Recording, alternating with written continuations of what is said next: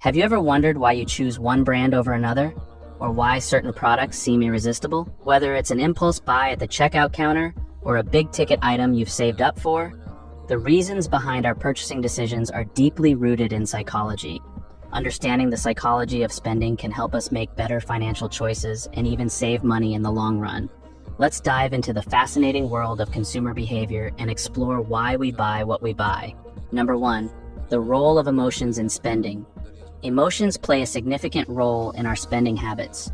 When we're happy, we might be more likely to treat ourselves, believing we deserve a reward.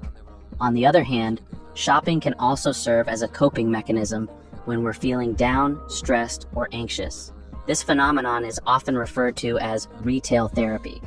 The temporary boost in mood that comes from purchasing something new can make us feel better, even if it's just for a short time. Marketers understand this emotional connection and often design their advertisements to evoke specific feelings. For example, a commercial showing a family enjoying a meal together might make you feel warm and nostalgic, leading you to associate those positive feelings with the product being advertised. By tapping into our emotions, companies can influence our buying decisions in subtle yet powerful ways. Number 2, the influence of social proof. Humans are inherently social creatures, and our spending habits are influenced by those around us. Social proof is the idea that people tend to follow the actions of others, especially when they are unsure about what to do. This is why product reviews, testimonials, and influencer endorsements are so effective. When we see others enjoying a product, we are more likely to believe that it is worth buying. Social media has amplified the impact of social proof. Platforms like Instagram and YouTube are filled with influencers showcasing the latest trends and products. Seeing someone we admire use a particular item can create a desire to own it ourselves, even if we don't necessarily need it. This fear of missing out, FOMO, can drive us to make purchases we might otherwise skip. Number 3, the power of branding. Branding is more than just a logo or a catchy slogan. It's about creating an identity that resonates with consumers. Successful brands have a strong, consistent message that appeals to their target audience. This connection can be so powerful that people remain loyal to a brand even when there are cheaper or better alternatives available. Think about popular brands like Apple or Nike.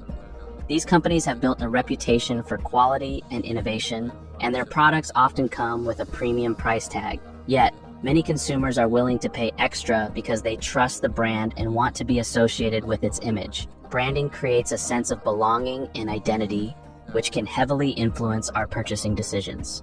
Number 4, the scarcity principle.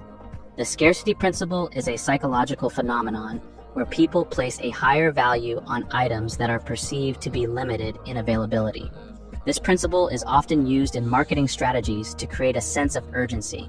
Phrases like limited time offer or only a few left in stock can trigger a fear of missing out, prompting us to buy now rather than later. Retailers also use scarcity tactics during sales events like Black Friday or end-of-season clearances.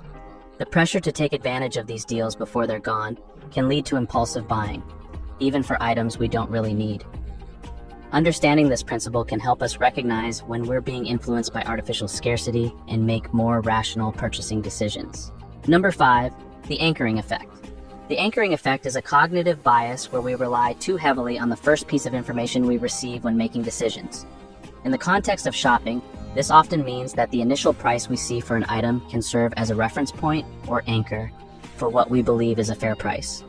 Retailers use this to their advantage by setting high initial prices and then offering discounts to make the final price seem like a great deal. For example, if a jacket is originally priced at $200 but is on sale for $100, we might perceive the $100 price as a bargain, even if the jacket is only worth $100 to begin with. By being aware of the anchoring effect, we can be more critical of discounts and promotions, ensuring we're truly getting good value for our money. Number 6, the appeal of novelty. Humans are naturally drawn to new and novel experiences. This craving for novelty can drive us to purchase the latest gadgets, fashion trends, or limited edition items. Companies capitalize on this by frequently releasing new products and creating hype around launches. The desire for novelty is also why we might upgrade to a new phone model every year or try out the latest food craze.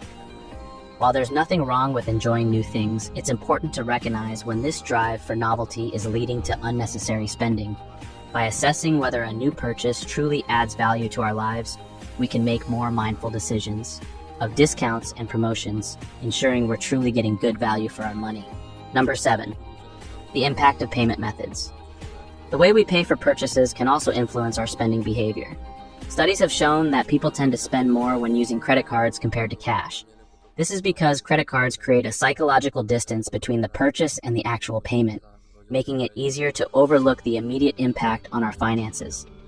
Digital payment methods like mobile wallets and contactless payments can have a similar effect. The convenience and speed of these transactions can lead to more impulsive purchases. By being mindful of how different payment methods affect our spending, we can take steps to manage our money more effectively. Number 8, the endowment effect.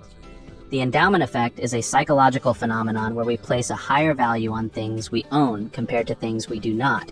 This can lead to irrational decision-making, such as holding onto items we no longer need or overvaluing our possessions when selling them.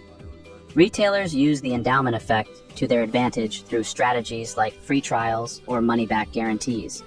By letting customers experience ownership before committing to a purchase, companies can increase the likelihood of a sale. Recognizing this bias can help us make more objective decisions about our purchases and declutter our lives by letting go of things we don't truly value. Number 9, the role of habits. Finally, our spending habits are influenced by routines and habits. Over time, repeated behaviors become automatic, making it easy to fall into patterns of spending without much thought. For example, we might always buy a coffee on our way to work or purchase a new outfit for every special occasion. Breaking these habits requires conscious effort and self-awareness.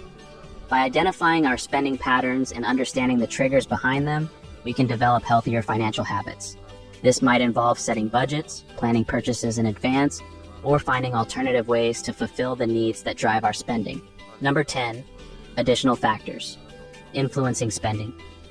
There are other subtle factors that affect our purchasing decisions.